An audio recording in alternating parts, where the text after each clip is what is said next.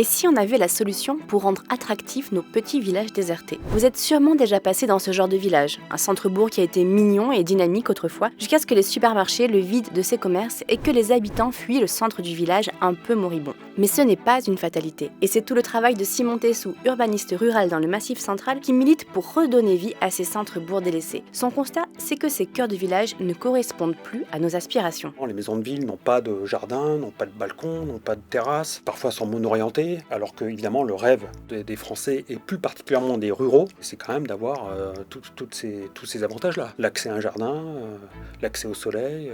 Sa méthode, déconstruire, faire de la place pour améliorer les habitats environnants et apporter aux riverains une meilleure qualité de vie. Comme on n'est pas sur des territoires où il y a une pression démographique importante, l'hypothèse de travail, c'est de dire, eh bien, on peut aussi, parfois déconstruire pour que les immeubles qu'on conserve, trouvent des aménités qu'ils n'avaient pas. Justement, un espace extérieur, la possibilité de se garer à côté, d'avoir un petit jardin, une terrasse, une vue. Le résultat, ce sont des centres-bourgs plus attractifs, mais ce n'est pas le seul moyen de redonner vie à nos villages. Vous aussi, vous habitez à la campagne et vous prenez la voiture pour aller au gymnase, au centre de santé, au supermarché ou au plan d'eau à l'extérieur du bourg. Et l'enjeu, là, c'est d'essayer de retisser des liens, entre ces fragments urbains qui sont assez hétérogènes et qui constituent plutôt des pièces un peu autonomes, voire autistes les unes par rapport aux autres. Lorsqu'on habite à la campagne, paradoxalement, on prend parfois la voiture pour aller marcher, car l'accès aux chemins de campagne ou à la forêt se fait souvent par des zones dénuées de trottoirs ou de pistes cyclables. C'est désagréable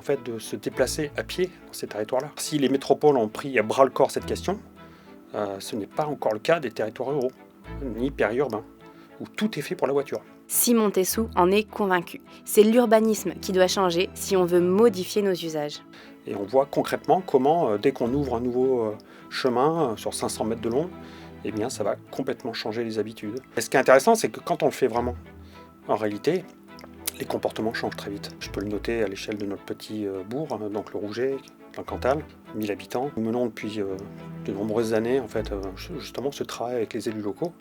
On voit les habitants partir du centre-bourg à pied, aller au plan d'eau. De quoi repenser l'urbanisme de milliers de villages pour les rendre plus attractifs, alors qu'en France, le territoire rural représente 80% du territoire national. Pour en savoir plus, c'est par ici que ça se passe.